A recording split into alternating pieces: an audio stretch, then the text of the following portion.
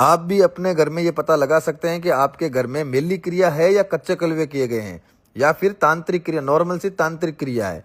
वो कैसे कि जिस घर में कच्चे कलवे किए गए होंगे यानी कि मेली क्रिया की गई होगी, उस घर में एक तो सबसे ज्यादा भय उत्पन्न होगा, या फिर उस घर में गंदी बदबू आएगी, या फिर छत के ऊपर से पैरों के चलने की आवाज आएगी, घुंघरू की आवाज आएगी, छाती पे वजन आ जाएगा, या फिर जब देवी देवताओं का समय होता है शाम को या फिर सुबह, उस घर में आसुरिक प्रवृत्तियों के चलते लड़ाई है वो निश्चित है।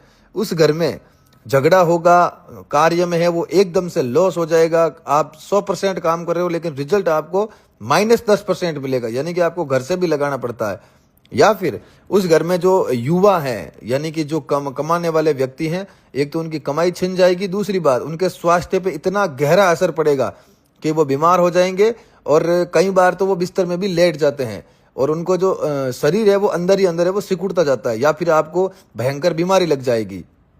या फिर घर में जो बहन बेटियां हैं, माताएं हैं, उनको भी गंदी चीजों का आभास होना, या फिर नाइट में उनके साथ में गलत क्रियाएं होना, या फिर उन्हें एहसास होना कि हमारे पास में कोई है, या फिर उनको आवाज आना, या फिर उनको भय उत्पन्न होना। जो बुजुर्ग व्यक्ति हैं घर के, उनको अवस्था से पहले ही उनकी मृत्यु हो जाना, अचानक से एकदम स्वस्थ हैं लेकिन उनकी मृत्यु हो गई। या फिर आपका जो पशुधन है उनमें भयंकर रूप से नुकसान होना, उनकी मृत्यु होना, उनका लगातार बीमार होना, खासकर गाय है, भैंस है, कुत्ते हैं, उनकी मृत्यु में बीमार होते हैं। या फिर बच्चे हैं जो 6 माह के, 2 माह के, या फिर 8 माह के, वो लगातार बीमार होते जाते हैं। आप कई जगह दिखाते हैं उन्हें लेकिन वो ठीक नहीं हो पाते। ये जो कारण है वो होते हैं कच्ची क्रिया, मेली क्रिया, कच्चे कड़वे, शमशान क्रिया जिसे हम बोलते हैं। अब ये पहचानो कैसे कि भाई निश्चित हमारे घर में ही है, तो आपको करना क्या है, एक नींबू लेना है, उस पे 7 बार टीका लगाना है कुमकुम का, 7 टीका लगाना है हल्दी का, 7 टीका लगाना है काजल का। उनको काले कपड़े में रख के छत के ऊपर काले कपड़े में रखना है, नीचे काला कपड़ा बिछाना है, ऊपर वो नींबू रखना है, और उस नींबू में 5 सुइयां चुभनी है।